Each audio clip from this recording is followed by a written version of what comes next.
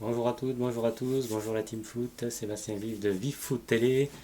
Je vous accueille pour cette nouvelle vidéo consacrée au mercato de l'Olympique de Marseille 2020-2021. À quoi s'attendre à ce nouveau mercato? Alors déjà, concernant les ventes, on sait que le club doit vendre pour au moins 60 millions d'euros avant de pouvoir recruter. Pourquoi? Parce que l'OM a un déficit de 90 millions d'euros et le fair play financier impose un déficit de 30 millions d'euros maximum.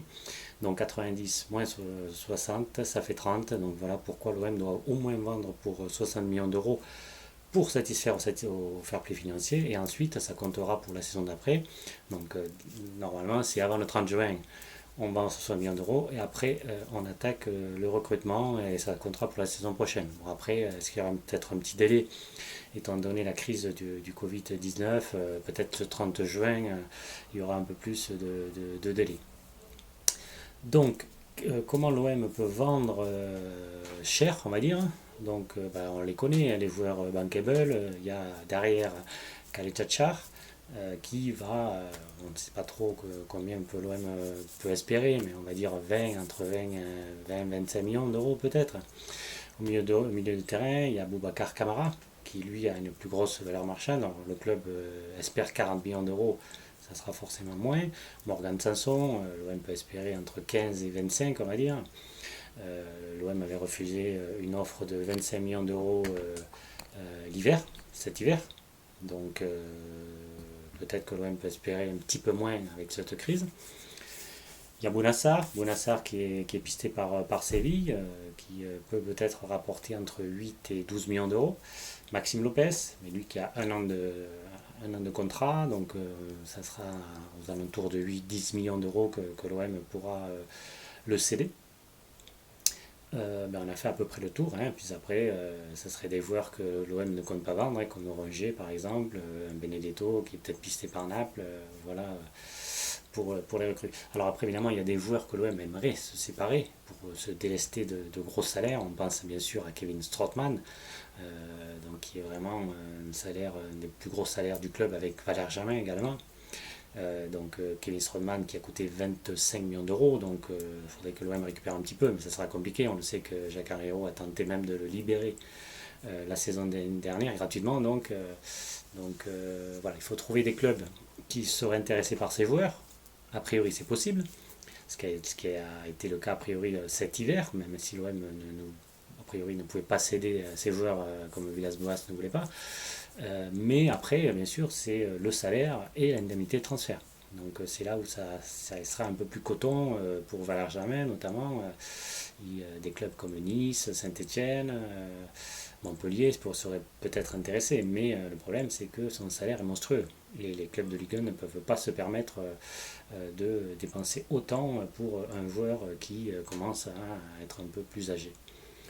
Donc voilà un petit peu le dilemme. Donc trouver des clubs qui achèteraient cher les joueurs pour pouvoir après avoir un petit degré de latence, une marge de manœuvre pour pouvoir recruter. Alors, on peut donc s'attendre à 4-5 départs peut-être, un peu plus peut-être ce qui était prévu puisque la valeur marchande des joueurs a baissé avec cette crise financière. Donc voilà où c'est qu'on en est. Concernant les arrivées, on peut tabler peut-être sur 3 arrivées. S'il y a, admettons, 5 départs, ça serait à peu près 3 arrivées. Les postes prioritaires sont connus. Ça serait un attaquant pour pouvoir suppléer Dario Benedetto, qui en plus a du mal à faire tous les matchs hein, physiquement. Et en plus, la saison prochaine, il y aura la Ligue des Champions qui use beaucoup d'énergie, hein, beaucoup use les organismes. Donc ça ne sera pas du luxe. Et puis après, ça offre également une solution tactique en cours de match, hein, de passer à 2 attaquants ou 3 attaquants pour faire souffler un Florian Thauvin qui n'a pas joué depuis un an et qui du coup aura bien besoin d'un remplaçant également. Donc voilà ce qu'il faudrait à l'Olympique de Marseille pour être un peu plus efficace offensivement. Donc ensuite, l'OM chercherait un défenseur central pour remplacer Khaled Tchachar qui pourrait partir. Ensuite, un milieu de terrain, parce qu'a priori, il y aura un milieu de terrain qui va partir, que ce soit Morgan Sanson, soit Boubacar Camara, et en tout cas, sûrement Maxime Lopez. Donc, il faudrait un joueur plutôt milieu relayeur ou sentinelle.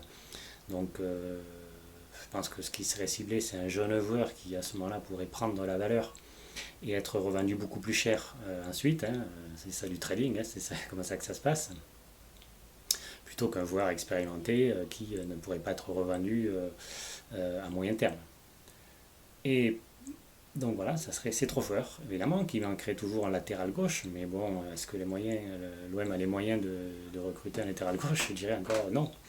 Donc il faudra faire avec, soit recruter un joueur qui peut être polyvalent, qui peut jouer à plusieurs postes, latéral gauche, milieu défensif, on passe un camarade de Reims par exemple, ou alors faire confiance aux jeunes, Nelson Kunku, ou un Christopher Okia, ou un autre jeune qui vient de signer son premier contrat professionnel. L'OM a fait signer 6 joueurs un premier contrat professionnel. Bon, a priori, c'est pas pour compter de suite sur eux, ils sont très jeunes. C'est surtout pour ne pas se les faire piller, faut pas rêver. C'est un petit peu la nouvelle politique des clubs qui constate que les clubs européens, notamment anglais, avec un fort potentiel financier, sont là pour piller les clubs français, puisque les clubs français sont chaque année doivent se délester de leurs meilleurs joueurs. Donc voilà en année. Donc après, bien sûr, ça dépendra le nombre de ventes qui sera officialisé, le montant de chaque vente, et puisque évidemment, s'il y a une offre de 50 ou 60 millions d'euros, ça sera plus facile, puisque déjà les 60 millions d'euros seront déjà là. Mais si voilà, on vend Morgan Sanson 20 millions, il faudra encore en vendre d'autres pour arriver au moins à cette somme de 60 millions d'euros qui satisfera le fair play financier et pour Marcourt aussi, qui lui verra que le club a fait des efforts, ce qui n'a pas été le cas les dernières années puisque l'OM n'a pas réussi à vendre. Donc du moment que cet objectif sera atteint, peut-être que ma course pourra peut-être un peu débloquer d'argent ou pas du tout. Enfin voilà, en tout cas, c'est la priorité, c'est d'abord vendre pour après pouvoir espérer se positionner sur le marché de transfert. Alors, il n'y a pas de directeur sportif, pas de head of football, comme l'annonce Jacques Henriero. Malgré tout, André Villas-Boas travaille, il a pris contact avec des joueurs, il a un réseau qui est international, il est en lien avec des agents influents comme Jorge Mendes, l'agent portugais.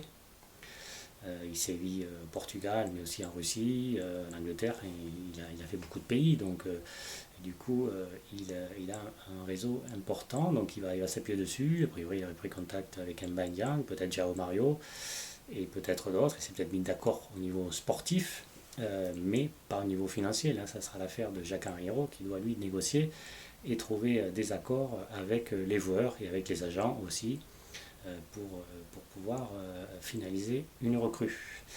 Il y aura presque une première recrue, on pourrait dire, avec Yoann Pelé qui a re-signé un an, sans agent. Donc ça veut dire que l'OM a fait une économie par rapport à la commission de l'agent. Un peu surprenant, vu son âge, 38 ans, mais bon, voilà, l'OM n'a pas d'argent, donc on attendra un an avant de se pencher sur le cas des gardiens, avec Mandanda qui sûrement arrêtera. Donc l'OM a préféré garder un joueur qu'il a sous la main, comme ça ne lui coûte pas plus cher. En tout cas, il n'y a pas d'indemnité de transfert. Les jeunes les jeunes Dia ou Simon peuvent se faire la cerise avant d'être lancés, ce qui a priori n'était pas le cas, il n'était pas prêt. Donc Pelé on connaît, il a donné satisfaction quand il a dû remplacer Steve Mandanda, et donc pour la Ligue des Champions, ça fera la maille si jamais Steve Mandanda est absent pour cette compétition, ou alors après, 3 jours après, pour un match de championnat, voilà, on peut faire tourner. Avec Yoann Pelé, on sait que ça le fera, donc c'est l'option qu'a prise le club. Donc l'OM n'a toujours pas de directeur sportif, de head of football, donc ça pose problème quand même puisque l'OM n'a pas fait toutes les démarches de contact avec les joueurs depuis janvier, février, mars, avril, là où ça se joue. Hein. En principe, les contacts s'établissent, les négociations se font et il faut compter après 2, 3, 6 mois avant que les ventes soient officialisées. Donc l'OM a déjà pris du retard, même si André Villas-Boas a du réseau. Et en plus, bon, ben, là, il peut le faire tant que la reprise n'a pas été faite, mais quand la reprise du club sera effective, que André Villas-Boas fera son travail d'entraîneur, et c'est pour bientôt, puisque ça sera pour la fin du mois, là, ça sera compliqué pour lui de gérer tous les dossiers. Donc là, ça sera vraiment un vrai handicap, et c'est là où ça commencera à se jouer, puisque le mercato international devrait débuter mi-juillet pour s'étaler jusqu'à début octobre. On attend les confirmations, la confirmation de l'UEFA, mais voilà, donc vous voyez, ça va être très compliqué. Donc qu'est-ce que ça veut dire que l'OM n'a toujours pas de directeur sportif alors que Andoni Zubizarreta a eu l'annonce en octobre 2019 qu'il y aurait un recrutement d'un grand directeur sportif au-dessus de lui. Et on est en juin et il n'y en a toujours pas. Et ils ont, Jacques-Henri Hérault a trouvé un accord à l'amiable avec Andoni Zubizarreta pour qu'il parte du club. Et il n'y a toujours pas de remplaçant. Normalement, quand vous avez dès octobre, vous pensez recruter un directeur sportif et ensuite en mai, vous dites à Andoni Zubizarreta que c'est fini l'aventure, ben, vous avez déjà trouvé son successeur. Sinon, c'est de l'amateurisme et de l'incompétence. Faites votre avis, moi j'ai le mien aussi. Donc voilà, donc c'est clairement de l'incompétence, une nouvelle fois de Jacques-Henri Hérault qui n'a pas anticipé et qui n'a pas conclu les affaires. Donc voilà, Monaco vient de trouver un directeur sportif, Lyon en a un, Rennes en a un, enfin tous ces clubs-là sont en avance et l'Olympique de Marseille en cherche toujours. Donc c'est pas sérieux quoi, c'est pas sérieux pour un club qualifié pour la Ligue des Champions. C'est pas du tout à la hauteur du club, du passé, de l'histoire de ce club phocéen. Donc c'est vraiment une vraie incompétence de nouveau. Donc voilà où on en est, donc en fait beaucoup d'attentes et puisque tant que le fair play financier n'aura pas donné son jugement concernant la sanction envers l'Olympique de Marseille, le club est un peu bloqué. Il y a certes des contacts, mais il n'y a pas de négociation avancée. Mbanyang, on en parle, mais il n'y a pas d'offre qui a été donnée par l'Olympique de Marseille. Il n'y a pas eu d'offre donc de Jacques-Henri Hérault qu'on avait avec. Il n'y a pas eu d'offre de Jacques-Henri Hérault. Jacques-Henri Hérault n'a pas encore transmis d'offre à Rennes pour Mbanyang, par exemple, et d'autres joueurs. Donc le mercato est à l'arrêt, même si le mercato français a débuté début juin. On ne peut pas s'attendre à de grandes manœuvres concernant cet aspect-là du football.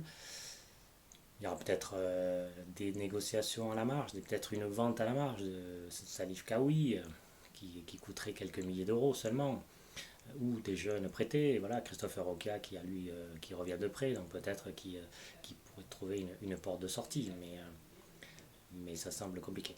Donc voilà, là on fera un point un peu plus long quand les choses auront avancé, quand il y aura la décision du fair play financier. Donc voilà, je pense que la prochaine vidéo sera celle du fair play financier, la décision du fair play financier.